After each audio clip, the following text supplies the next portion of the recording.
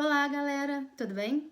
Bom, hoje eu tô aqui pra gente dar continuidade ao nosso assunto da aula anterior, quando nós falamos sobre o gênero dramático. Sim, esse gênero literário que foi responsável pelo surgimento, pela parte que destaca o surgimento da literatura em si, porque é por meio desse gênero literário que as grandes obras foram criadas, que as grandes obras passaram a ser observadas enquanto arte e que viram-se assim a necessidade de estudar essa arte. Nós vimos também que nesse gênero dramático é cabível vários tipos de narrativas e que o gênero consiste especialmente na capacidade que o texto traz de dramaturgia, de encenação, de fingimento, né? Quando você pega uma obra e você faz por meio dessa obra uma caracterização, e essa caracterização ela é encenada, ela é representada, e a gente sabe que à medida que a gente foi avançando, que a sociedade, que a humanidade foi evoluindo, o gênero também evoluiu. E um exemplo disso a gente tem nas mídias, as nossas séries queridinhas, os nossos filmes, as novelas tão antigas, tão marcantes para a literatura, não é mesmo? Bom, sobre o gênero dramático, eu pedi que vocês realizassem, caminhão passando, as atividades das páginas 177 e depois os exercícios complementares. E hoje eu vou fazer a correção com vocês, tá bom? Na página 177, para fazer a correção, nós temos um texto que diz assim, ó, Mapa Mundi. Lá no número 1, diz assim: a facilidade de comunicações acabou com esses tanques em que floresciam as diferentes culturas. Quando antes se olhava o mapa mundi e via-se cada país de um colorido diferente, podia-se tomar isso ao pé da letra. É verdade que o mundo continuou a ser uma colcha de retalhos, mas são todos da mesma cor. Bombaim, Roma, Tóquio, que se escondiam, cada um com seu peculiar mistério, nos compartimentos estanques da sua própria civilização, agora, a julgar pelos filmes, estão perfeitamente padronizados, universalizados. E no mundo de hoje, para desconsolo dos descendentes de Zimbábue e de Marco Polo, a única cor local das cidades famosas são os turistas. Texto escrito por Mário Quintana, importantíssimo escritor do movimento literário modernista. Vocês ainda vão ouvir falar desse movimento literário. E Mário Quintana tinha como característica falar sobre as coisas simples da vida, tá bom? Depois disso, nós temos um outro fragmento que diz assim: antes, cada país de um colorido diferente. Depois, Bombaim, Roma, Tóquio, a julgar pelos filmes, estão perfeitamente padronizados, universalizados. Com base nesses textos, nesses fragmentos, a letra A pergunta: os trechos anteriores, transcritos, caracterizam o mundo de antes e o mundo de agora. Segundo o texto, essa transformação apagou todos os traços originais que individualizavam e distinguiam cada país e cada cultura? Retire do texto a frase que comprova sua resposta. Então, essa mudança no cenário atual apagou os traços originais que individualizavam cada país? Sim ou não? A resposta correta, de acordo com Mário Quintana, é que sim, que esses pontos, essas características únicas e exclusivas, elas foram apagadas. Por quê? Porque o autor, ele considera que tudo está padronizado. Que de acordo com os filmes que a gente assiste, não importa o lugar. É tudo padronizado, tomando como referência o cinema, por exemplo. E aí, um fragmento do texto que confirma essa resposta é quando diz assim: Bombaim, Roma, Tóquio, a julgar pelos filmes, estão perfeitamente padronizados. E quando a gente fala padronizado, não significa que esses lugares são lugares que se tornaram iguais. Não é isso, mas que o estilo de vida, a cultura toda gira em torno de uma única coisa, o capitalismo. E os filmes faz com que seja possível a gente ver a igualdade nesses lugares. Se você assiste um filme que passa em Roma, outro que passa em Tóquio, outro que passa em Bombaim, outro que passa na Itália, não importa. O regime capitalista, que era uma denúncia social da época do modernismo, ele aparece em todo e qualquer lugar. Então, ele é universalizado nesse sentido, tá bom? Então, a resposta da letra A é sim, e o autor considera que tudo está padronizado, tomando como referência o cinema. E aí, o trecho que confirma essa resposta é esse. Bombaim, Roma, Tóquio, a julgar pelos filmes, estão perfeitamente padronizados e universalizados, tá bom? Letra B. Explique, então, o efeito expressivo obtido com o emprego do advérbio perfeitamente em agora, a julgar pelos filmes, estão perfeitamente padronizados, universalizados. Bom, esse advérbio, ele confere no contexto uma ambiguidade, ou seja, uma duplicidade de sentido. Por quê? Porque ele pode dizer que dá a ideia de que é uma padronização sem defeitos, de que tudo se tornou igual, igualitário, então não tem diferença de raça, classe, essas coisas. É um sentido. Ou ele pode conferir também que tenha sido assim uma padronização total, cabal. Eles se tornaram exatamente iguais. Todas as construções, todas as casas, todo o regime de todos os países são exatamente iguais. Então, tem esses dois sentidos quando diz o advérbio perfeitamente, tá bom? Pode ser igualitário no sentido de que houve igualdade social, ou pode ser igualitário no sentido de que eles se tornaram exatamente iguais. É como se cada cidade e país fosse cópia uma da outra. Não muda cenário, não muda nada. Tá bom? Próximo, número 2. Leia o poema abaixo para responder ao que se pede. Ele acredita que o chão é duro. Esqueci de ler o título, Utopista. Ele acredita que o chão é duro, que todos os homens estão presos, que há limites para a poesia, que não há sorrisos nas crianças, nem amor nas mulheres, que só de pão vive o homem, que não há outro mundo. Murilo Mendes, outro escritor modernista também muito importante. Com base nesse fragmento, no poema, o pronome pessoal ele se refere ao utopista.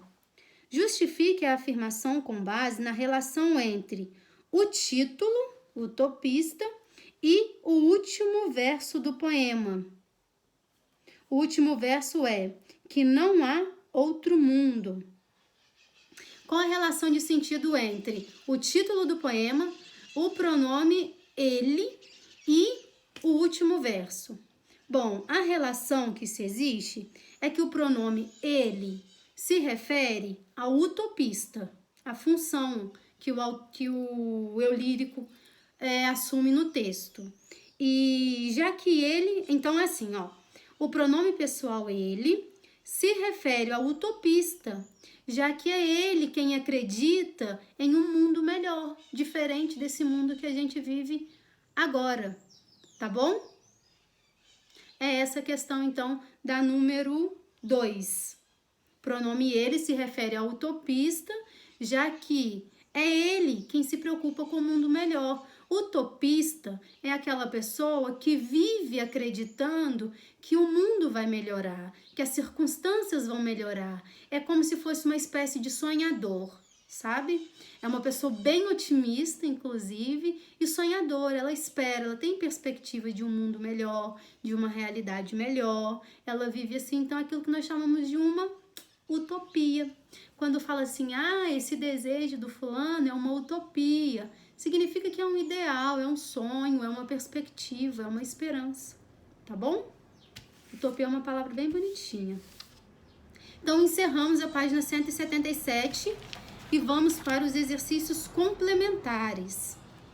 Diz assim, na página 178, a questão refere-se ao texto seguinte. Na minha opinião, existe no Brasil, em permanente funcionamento, não fechando nem para o almoço uma central geral de maracutaia.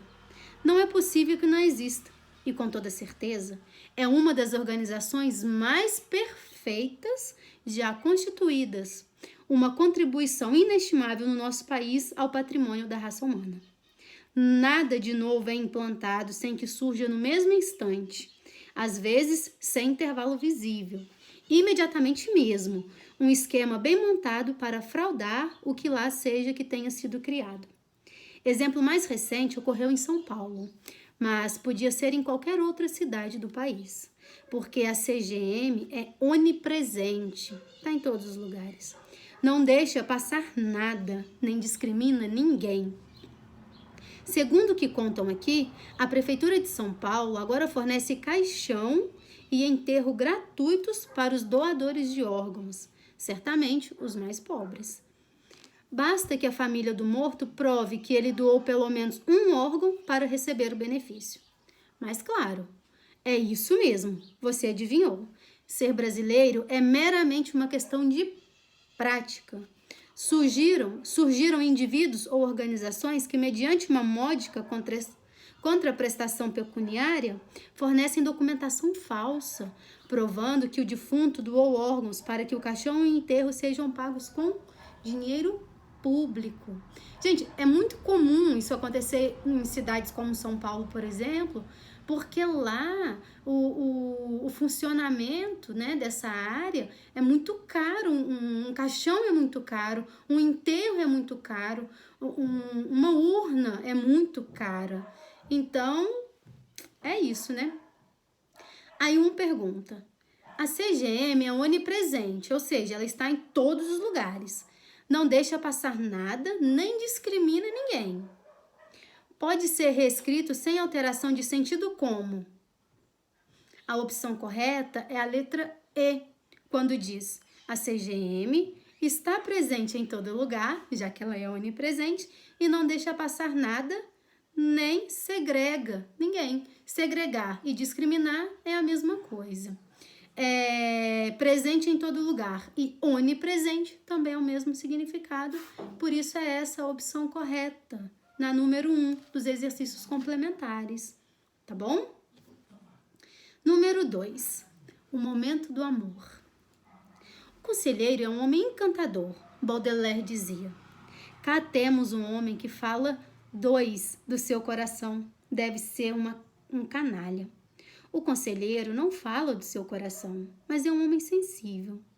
Com 75 anos, teso, bem vestido, correto, possuidor de 12 netos e 5 bisnetos, a sua conversa é sempre cheia de alegria e de mocidade.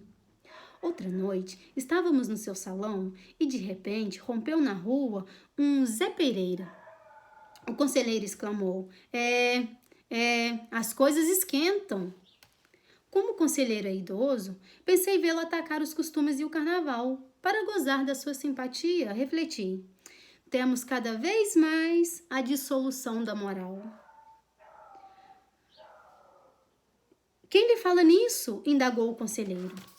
Talvez, por ter sido sempre um homem moral, nunca precisei de decompor os costumes para julgar-me sério. Sabe o que eu sinto quando ouço um Zé Pereira? Francamente, conselheiro, sinto que chega o grande momento do amor no Rio. De fato, a liberdade dos costumes. Hein? Sim, os prestígios, as cortesãs, a promiscuidade, as meninas de pijama cantando versos pouco sérios, os lanças-perfumes, a bacanal. Meu filho, quando se chega a uma certa idade, o resultado é tudo. Se quisermos ver nós, nos 3 dias de carnaval, a folia como desaprovação, posso garantir que as brincadeiras de antanho com o entrudo, os banhos d'água fria, o porta-voz eram livres como os de hoje, com os lança-perfumes, e confetes e as serpentinas. Mas não se trata disso, trata-se de coisas mais sérias. Eu casei aos 18 anos, isto é, há quase 58 anos fiz a loucura de tomar por esposa a minha querida Genoveva. Mas, passado o primeiro ano, essa alucinação causou-me tal pasmo que resolvi estudar-lhe as causas e descobri. Quais foram? Uma só, o momento do amor. Conselheiro, há uma época no Rio absolutamente amorosa,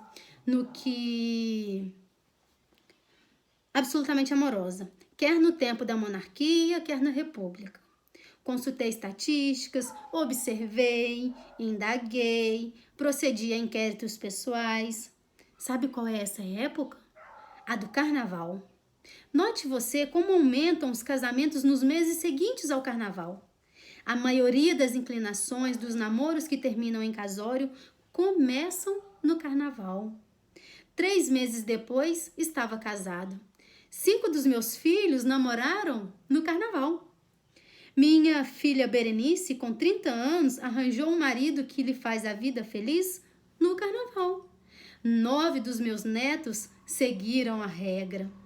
Mas, conselheiro, se é verdade que a Vossa Excelência diz, era o caso de fazer uns 4 carnavais por ano.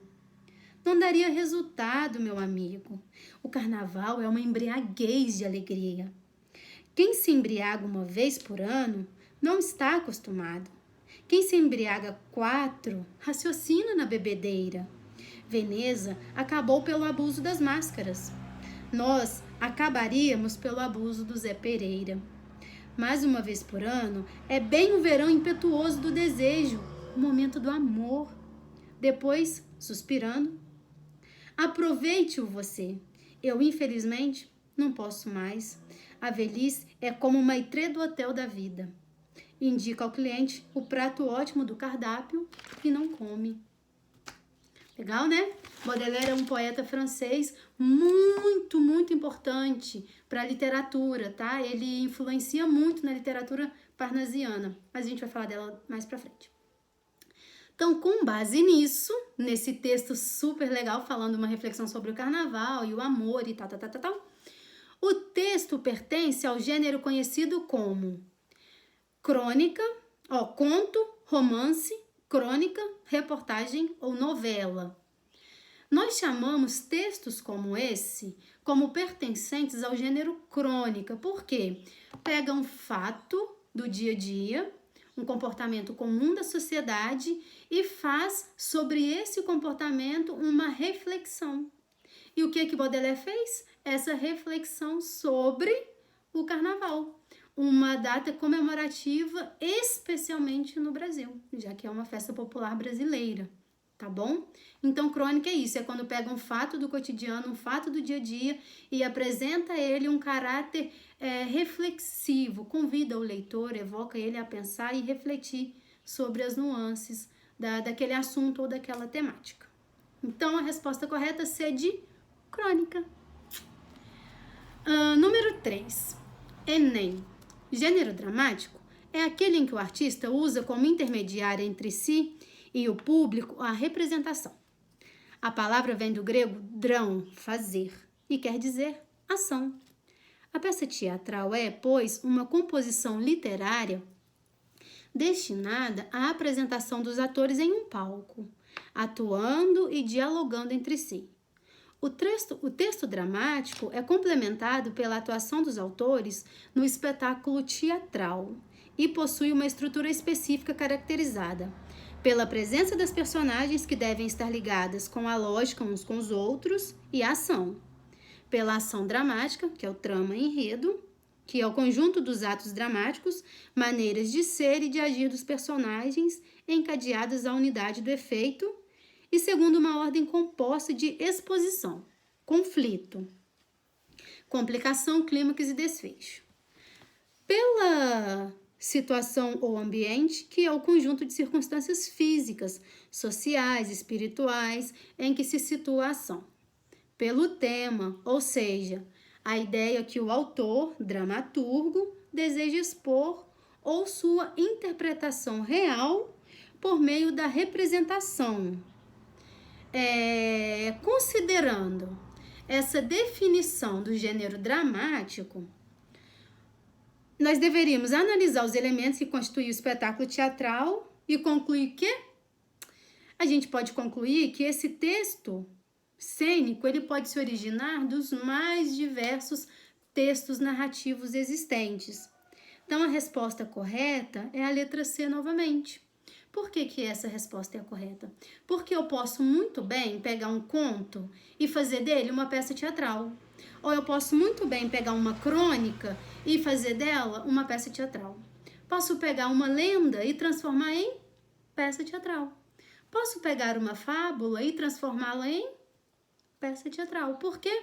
Porque o texto cênico permite essa flexibilidade. A gente tem essa capacidade. Eu posso pegar um poema e transformá-lo em um texto teatral. Simples assim. O gênero dramático ele é interessante por causa disso, por causa da aceitação. Ele aceita várias outras vertentes, vários outros tipos de texto. Tá bom? Então, a resposta correta é a letra C, novamente. Número 4, questão da FUVEST. Considere a seguinte relação entre as obras Alto da Barca do Inferno e Memórias de um Sargento de Milícias, Dom Casmurro e Capitães de Areia. Entre elas, indique as duas que, de modo mais visível, apresentam intenção de doutrinar, ou seja, o propósito de transmitir princípios e diretivas que integram doutrinas determinadas. Divida sua resposta em duas partes. Então, nós tínhamos que pegar essas 4 obras e escolher as duas que melhor doutrinavam. Bom, quais são essas 2 obras? Primeiro, nós temos O Alto da Barca do Inferno, lá na letra A. Por quê? Porque o Alto da Barca do Inferno, ela doutrina a questão, os princípios morais cristãos. Quando fala, por exemplo, do julgamento, as pessoas morrem e passam por um julgamento de valor. E esse julgamento, ele gira todo em torno dos princípios e ideais do cristianismo, da cristandade, por assim dizer. Então, a primeira obra é essa, lá na letra A. A segunda obra escolhida é O Capitães de Areia. Por quê? Porque O Capitães de Areia é um romance que faz apologia às revoluções socialistas.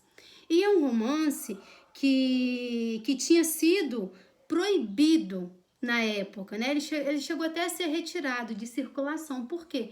Porque ele fazia críticas e denúncias sociais do contexto histórico da época, do que estava acontecendo.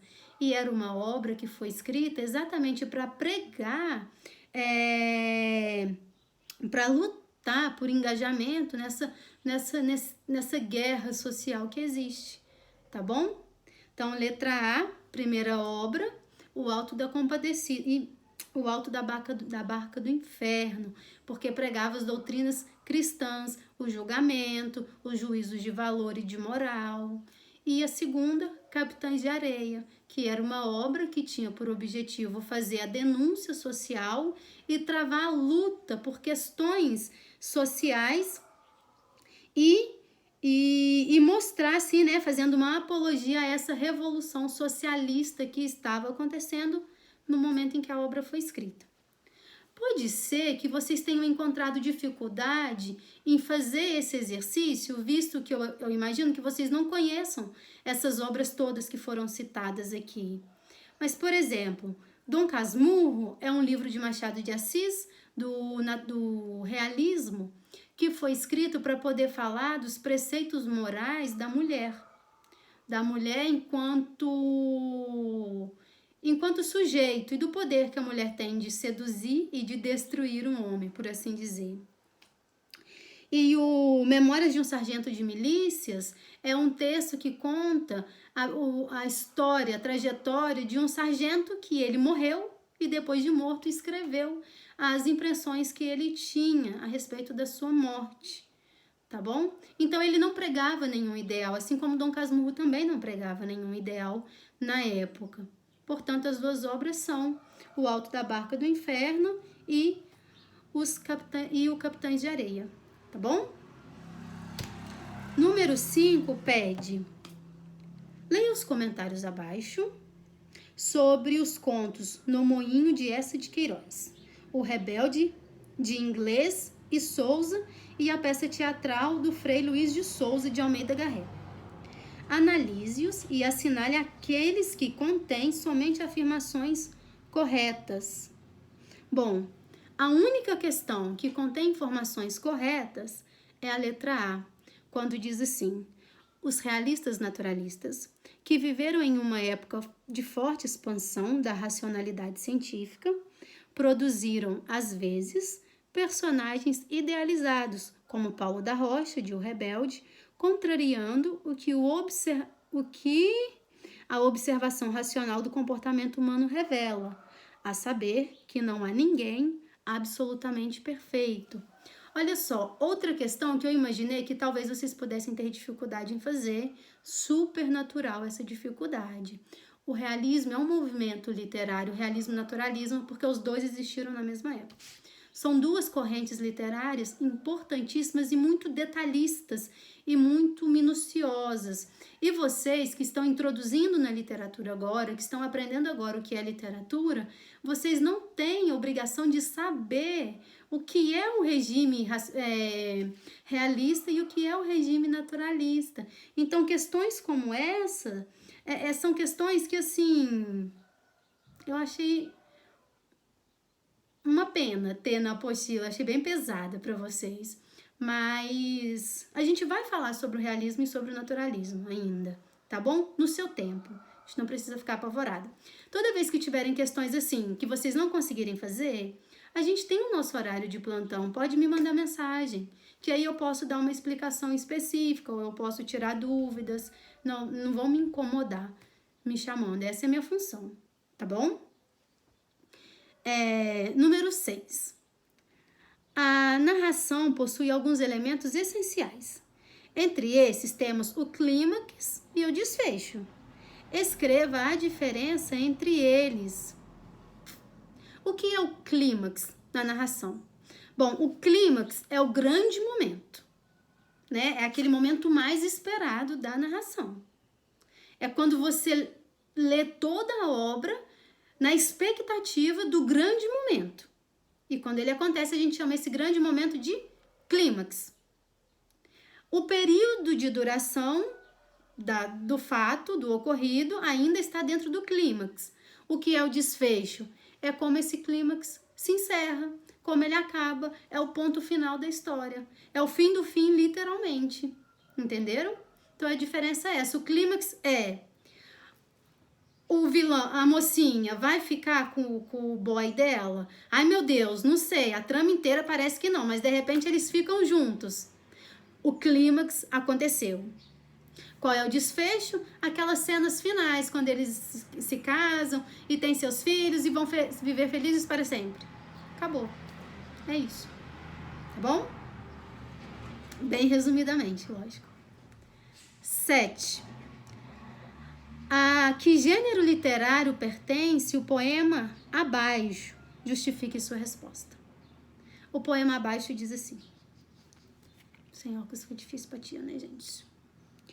A Rua dos Cataventos. Da vez primeira em que se assassinaram, perdi um jeito de sorrir que eu tinha. Depois, a cada vez que me mataram, foram levando qualquer coisa minha. Hoje, dos meus cadáveres eu sou o mais desnudo, o que não tem mais nada. Arde um toco da vela amarelada, como o único bem que me ficou. Vinde, corvos, chacais, ladrões de estrada, pois dessa mão avaramente adunca não haverão de arrancar a luz sagrada. Aves da noite, asas do horror, voejai, que a luz trêmula e triste como um ai, a luz em um morto não se apaga nunca. Mário Quintana. Mais uma vez trazendo uma reflexão sobre coisas simples da vida, como, por exemplo, a morte. A morte é um fato, não tem como fugir dele. Com base nisso, esse poema pertence a que gênero literário? Bom, nós chamamos esse gênero de gênero lírico. Por quê? Porque nele ele está escrito na primeira pessoa, o que denota uma subjetividade. E ele também deixa claro a musicalidade pelas rimas, ele traz uma musicalidade, por isso é lírico. E também porque é um momento em que o poeta, ele deixa claro, ele permeia, ele passeia pelo campo das suas próprias reflexões e das suas emoções. É por isso que a gente caracteriza esse poema como um gênero lírico, ok? Repetindo, gênero lírico, porque o poema é escrito em primeira pessoa, ele traz subjetividade, ele traz musicalidade e deixa claro reflexões e impressões emotivas do eu lírico ou do autor. Tá bom? Acabou. 8. Aí tem que ler esse texto. O capitalismo mais reacionário. Tragédia em um ato. Personagens, o patrão e o empregado. Época atual. Ato único. Empregado. Patrão, eu queria lhe falar seriamente.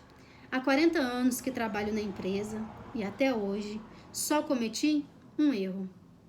Patrão, está bem, meu filho. Está bem, mas de agora em diante, tome mais cuidado. Com base nisso, no texto de Milor Fernandes, a pergunta é: essa tragédia relâmpago de Milor Fernandes, denominado capitalismo mais reacionário, mobiliza o campo da sugestividade e, num clima de aparente humorismo, libera todo um universo de conceitos, situações e costumes subentendidos. Releia o texto apresentado e, na sua interpretação, responda: o que está subentendido no discurso direto do patrão? O que a gente pode subentender ou tirar das entrelinhas? Subentende que, embora o patrão mostre uma postura amigável, ele, na verdade, exige do empregado uma servidão plena. O empregado está lá há 40 anos, cometeu só um erro e o patrão ainda fala para ele: tá bom, então não comete mais nenhum. Gente, um erro em 40 anos. Não dá para relevar? Então, sugere a letra A que, embora o patrão tenha esse caráter amigável, ele, bem sutilmente, trabalha assim uma questão de exploração, sabe? Explora do seu empregado, uma servidão plena, sem espaço para erros. Entendeu? E a letra B. Porque esse texto pode ser entendida como uma crítica de costumes. Bom, esse texto, ele foi um texto publicado em 1974. Aqui no jornal, né? De onde saiu o texto. E aí, por que a gente pode acreditar que tem ali uma crítica de costumes? Porque a gente está falando de um período, de um momento em que a exploração era muito grande. E a gente está falando de um empregado que trabalhou durante 40 anos com todo zelo, com todo afinco, com toda dedicação, e mesmo assim ele não foi valorizado porque ele cometeu um mísero erro dentro desses 40 anos. Entenderam? Então a letra B é isso. O que subentende? Que crítica é essa? É uma crítica ao regime da época de exploração mesmo. O capitalismo explorava dos menos favorecidos, dos mais pobres. Tá bom? É isso que está subentendido, escondidinho ali nas entrelinhas. E vocês precisam aprender a ler as entrelinhas do texto, dos textos. Ok? 9. A tragédia, no sentido clássico, é uma obra fortemente dramática, inspirada na lenda ou na história, e que põe em cena personagens envolvidos em situações que desencadeiam desgraças em sua função poética. Destina-se também a infundir o terror e a piedade. Perdi. Considerando essa definição, releia o texto de Milor Fernandes e, a seguir, letra A. Interprete por que apenas esse diálogo entre dois personagens poderia caracterizar uma tragédia segundo o autor. Por quê? Que se a gente ler de novo o texto do Milor Fernandes, a gente pode partir do princípio de que talvez possa acontecer uma tragédia.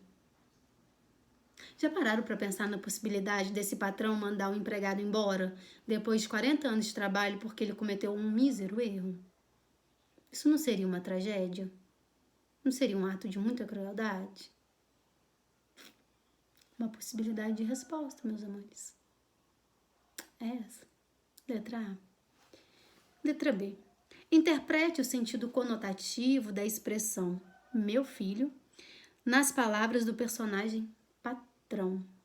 Quando o patrão diz: está bem, meu filho, está bem.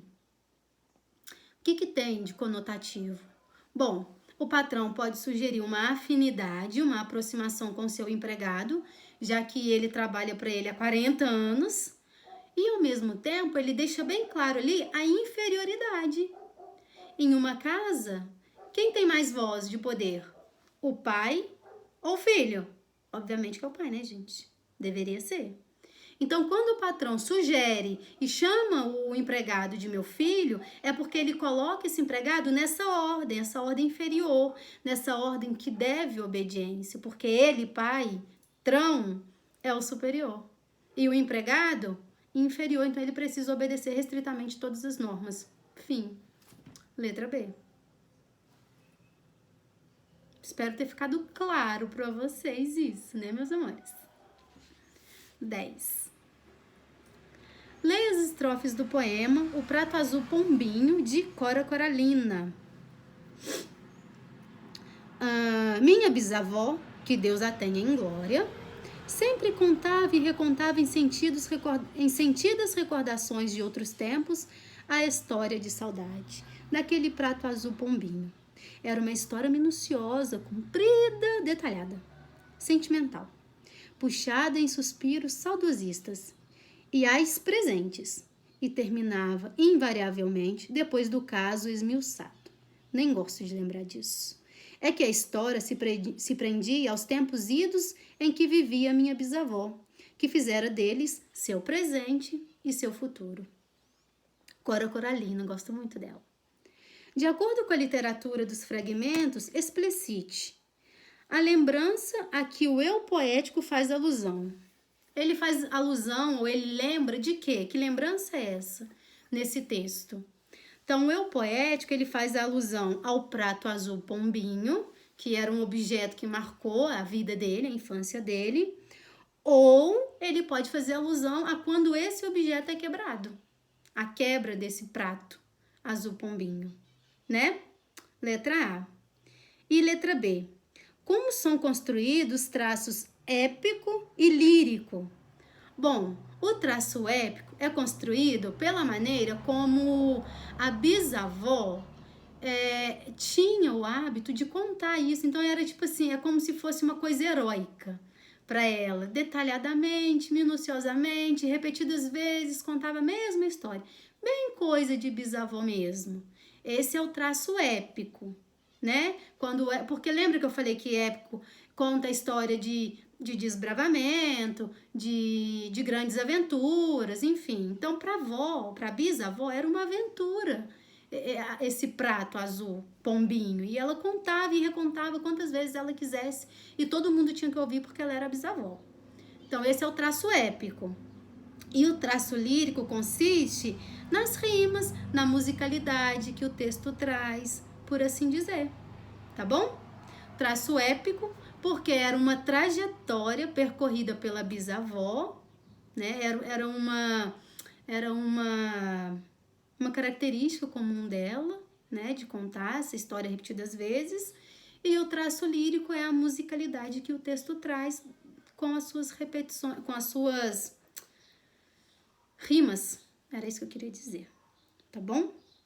Bom, a aula tá ficando muito longa, eu vou ter dificuldade de fazer o upload no YouTube. Então, as próximas questões eu vou corrigir rapidinho. Em relação ao texto da Cecília Meirelles, não vou ler o texto, diz assim, em relação ao poema transcrito, analise a veracidade ou a falsidade das proposições abaixo. Em sua busca de um espaço para o desenho da vida, o eu poético sente-se desmotivado? Verdade.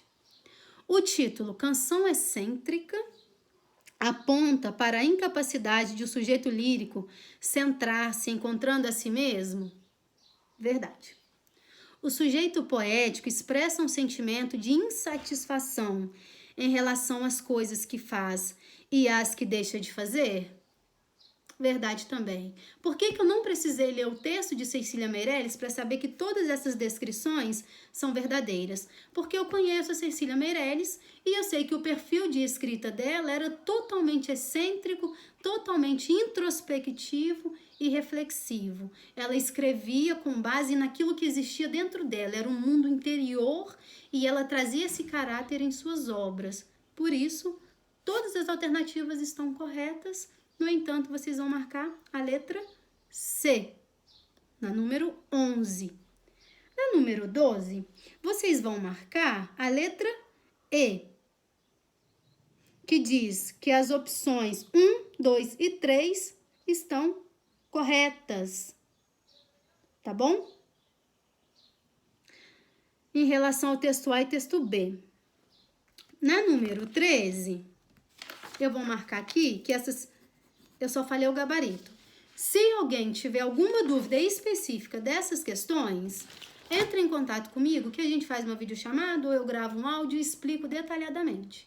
É só porque se eu prolongar muito a aula, eu não consigo fazer o upload dela no YouTube e aí vocês não vão receber o conteúdo, infelizmente.